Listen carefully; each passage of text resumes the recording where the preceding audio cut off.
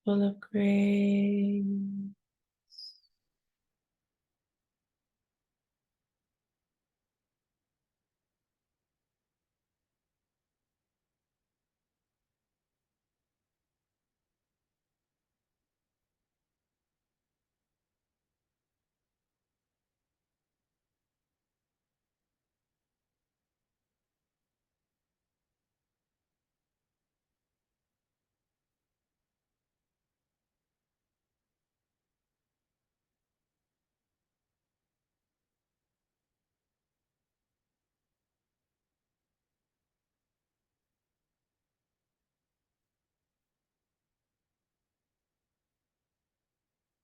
Continue in the silence in the present moment, whether you silently repeat the phrase or not. Let us be here now together.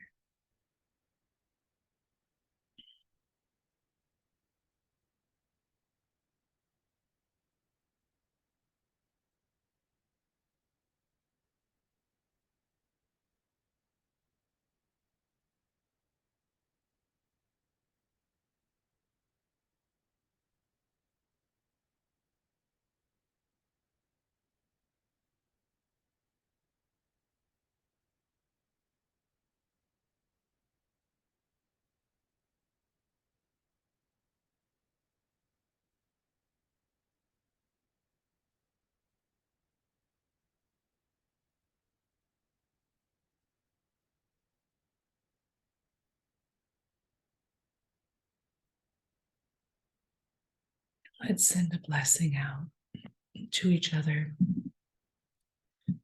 to all the world, that we may be given the capacity to be present in the moments that aren't so sexy and glamorous.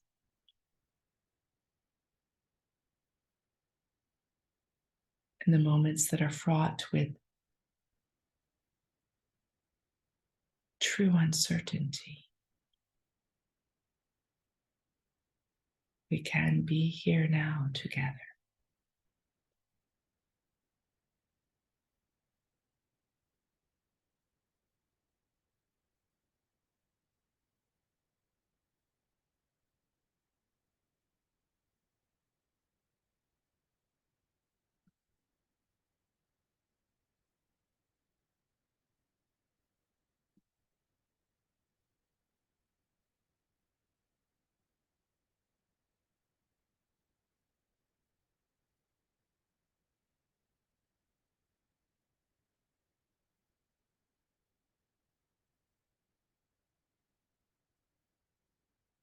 And we end this meditation very simply in the silence,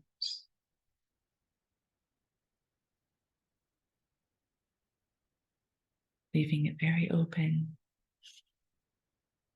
with no ending words or bowing, knowing that the sacred moment of this moment is the one we step into as we step off this call.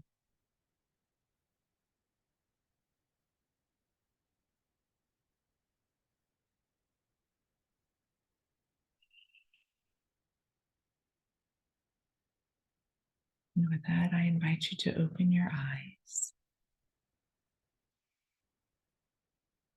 Have a great weekend, and I will see you next week. Blessings, my friends.